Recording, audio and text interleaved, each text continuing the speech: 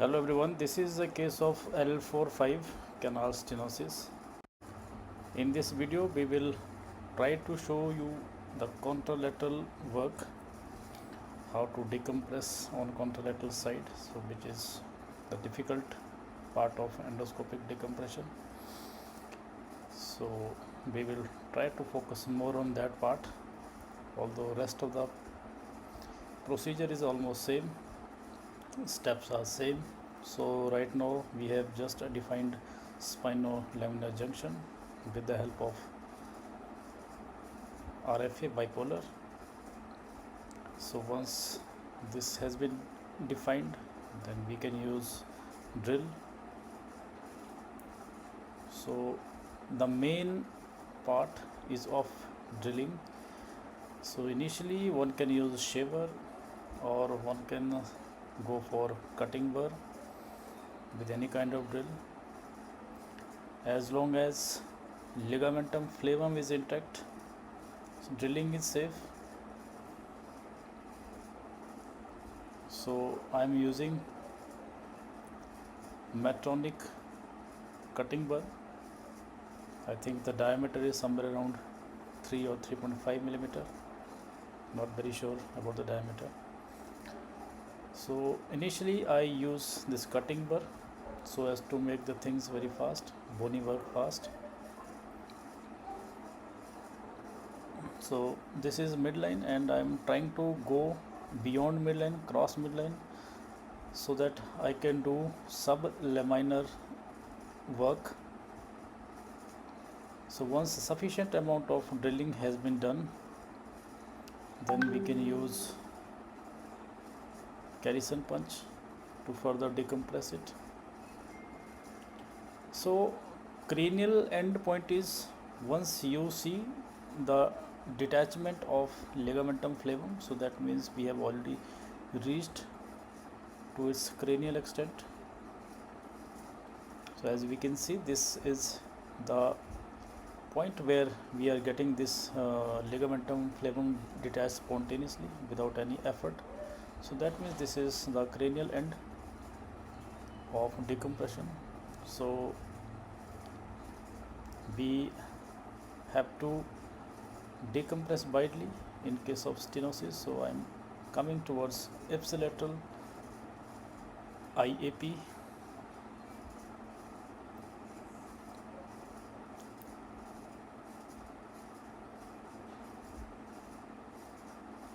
So this is thick ligamentum flavum. So I am just further trying to decompress IAP so that I can reach up to the facet joint, or maybe can go to SAP. So this drilling is important so that we can decompress lateral recess nicely. Now I have shifted to contralateral side, cranial part, that is sublaminar area. Now if you can see that I have shifted to diamond drill now after doing drilling with cutting burr. So now I have shifted to diamond burr. So this is relatively safe here. So this is contralateral area, cranial part, just below the contralateral lamina. So decompression of this area will decompress ultimately the exiting root of contralateral side. So sometime this area is also causing significant compression also. So we need to decompress all 4 zones. So this is one of the zone which is sometime missed. So now I am moving towards IAP of contralateral side, of course.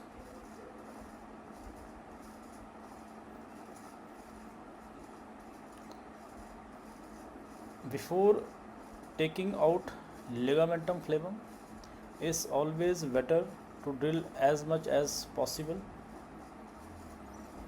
so that the further decompression becomes more easy.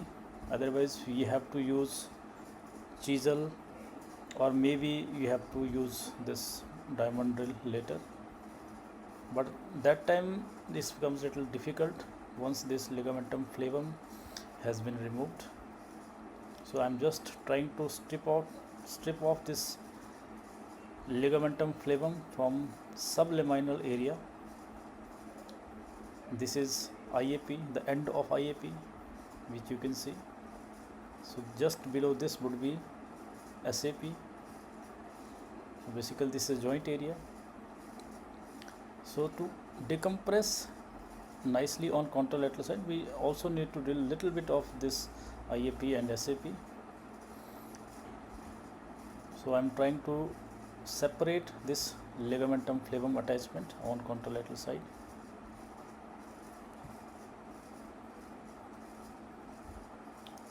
So because there is already underlying ligamentum flavum which is acting as a protective layer, so it's better to go for drilling at this point of time. So this is a IAP. Now coming back to ipsilateral side. Ipsilateral side, this is again IAP.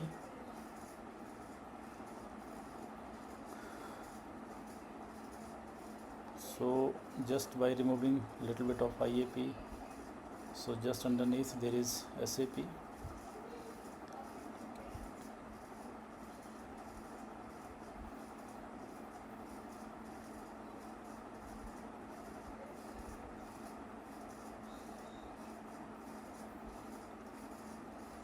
So now we will remove this ligamentum flavum. We will try to take as much as ligamentum flavum in one piece, although one can go for this butterfly removal, but that is not necessary. We can take this ligamentum flavum in piecemeal, so that this doesn't make much difference. So the thing is that we have to detach as much as possible, then this flavum can be taken out with either this Carrison punch or with larger disc forceps. So I am now detaching from the contralateral side. So this is the contralateral side and this is ipsilateral side. So now you can appreciate how thick is this ligamentum flavum. So this we can correlate with the level of compression also.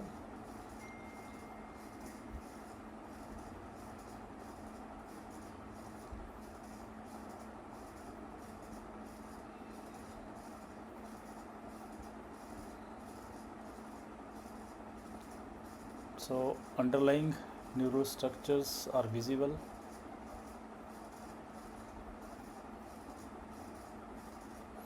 So at this point we have to be very careful not to catch hold underlying dura. Just lift ligamentum flavum and see just before taking a bite. That is, I think, the safest way.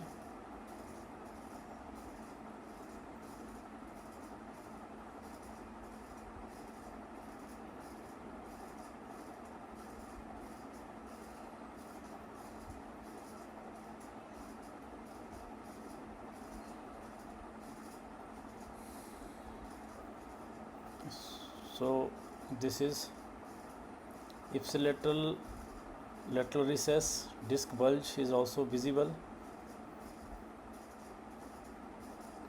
because from lateral recess there is most of the time bleeding coming from these epidural vessels, so we need to coagulate.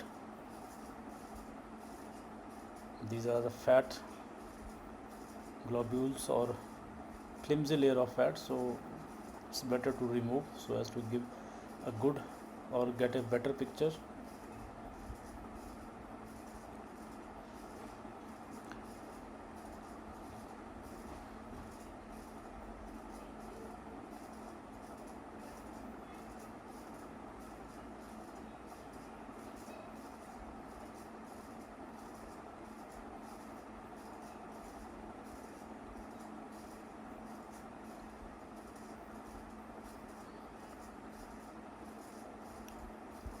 Now dural sac is visible from left to right, but there is still significant amount of ligamentum flavum, so which we need to take out. Initially we can use straight Carrison punch, but as we go little deeper on contralateral side, so it's better to use curved Carrison punch. And this is how we can take out or release this adhered ligamentum flavum from contralateral side. This is just below the IAP.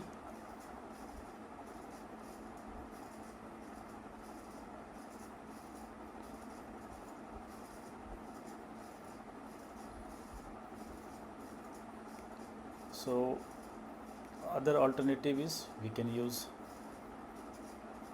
chisel hammer.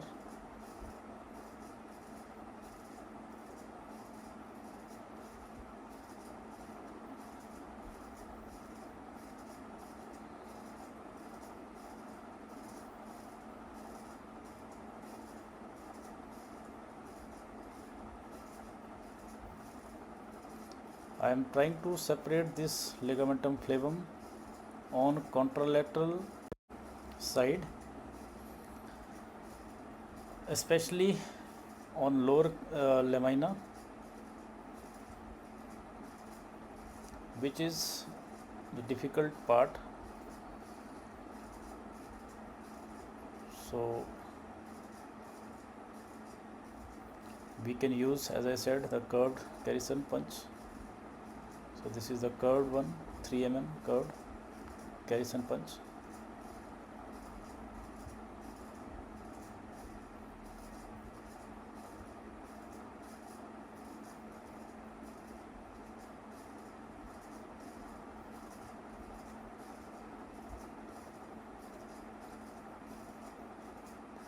But still, even by using this Carrison punch, this sometimes becomes difficult to remove this thickened ligamentum flavum at the level of a traversing root.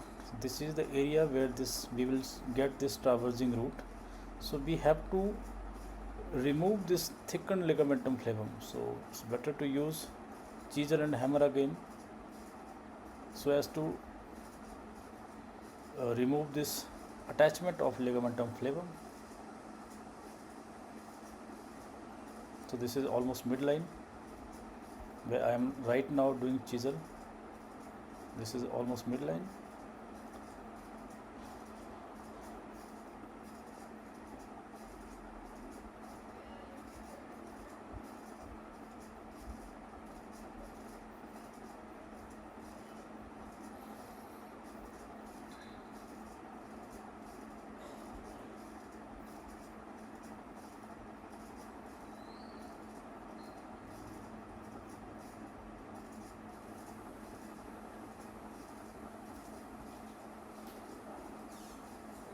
So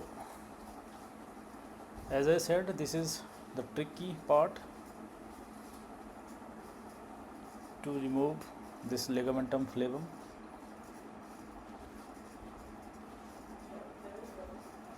So this is one other way to remove this ligamentum flavum by using curette, or alternatively we can go for chisel and hammer.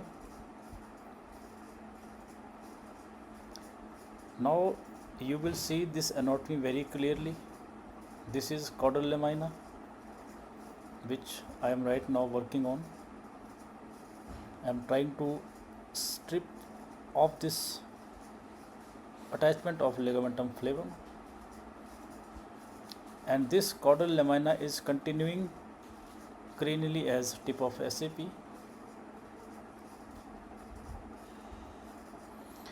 So this caudal lamina of contralateral side we can just remove by using chisel and hammer, or we can go for drilling. And of course drilling at this point is little difficult, and we have to be very careful, and it's better to use diamond drill, cylindrical burr, so that we can accommodate this tip of the burr in a narrow space, and we can also see what we are doing. So there should not be this very bulky or a rounded one. So as we all know, this is a hard bone as compared to cranial lamina. So caudal lamina is little cortical in nature, so this is always harder.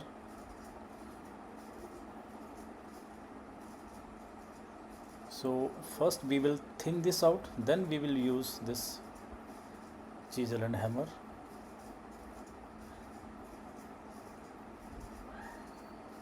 So this is the area exactly above the traversing root.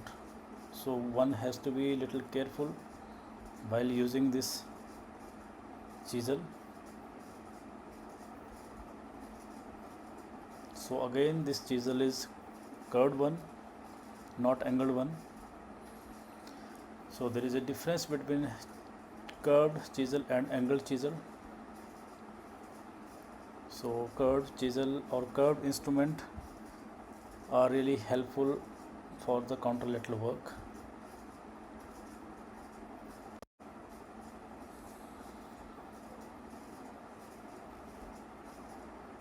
So I am removing a good amount of this bone.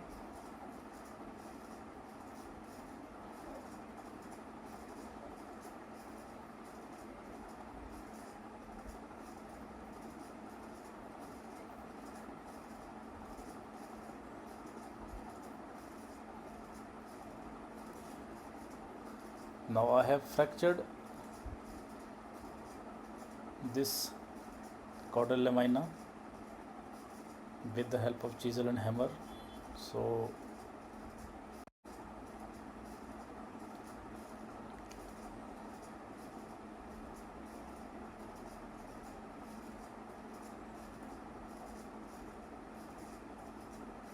this is lateral recess.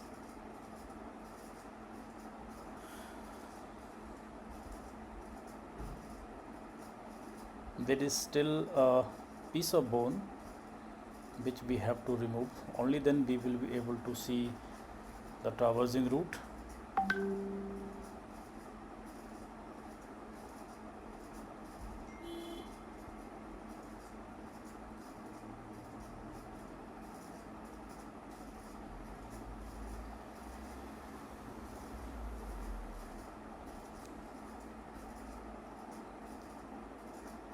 So as we can see, this is a contralateral lateral recess area. So disc area on contralateral side.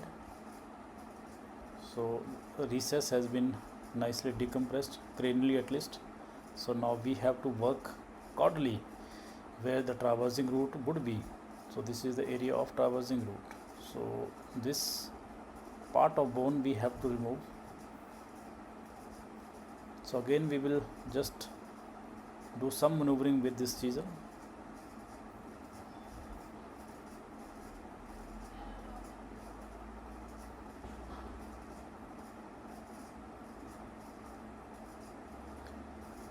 Most of the UBE surgeon, they don't decompress this particular part. So I personally feel this is important to see contralateral traversing root also.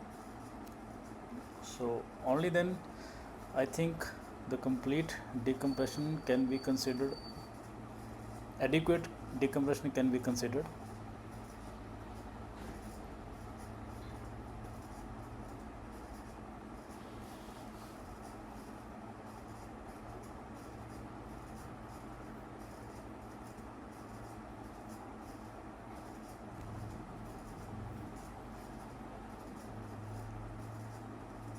So disc material is also visible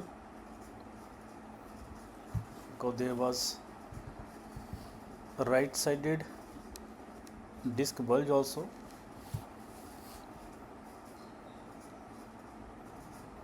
So just we will again mobilize this fractured part of the caudal lamina.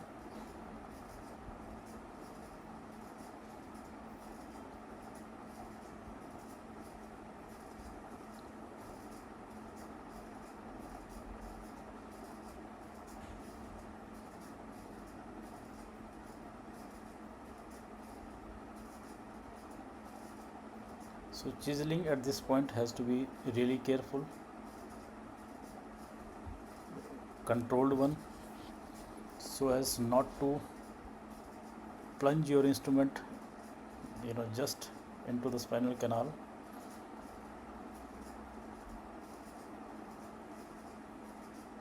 Now this is how you can do drilling, or you can just remove the caudal lamina of contralateral side. So once this is done, then you can go for disc. There was a large disc, so again I am using down biting disc forceps, which is just 2 mm in size.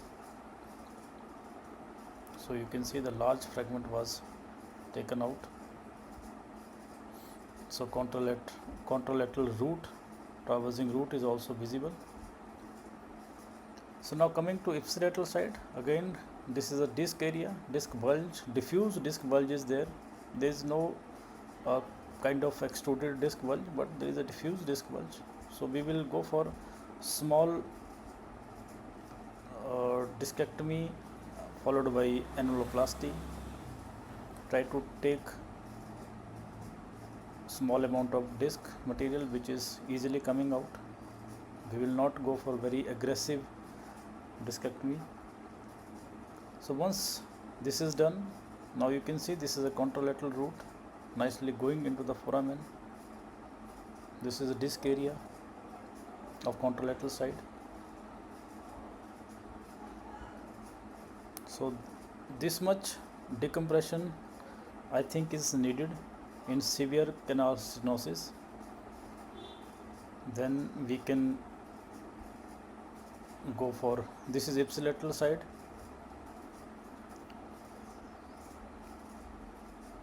root, shoulder,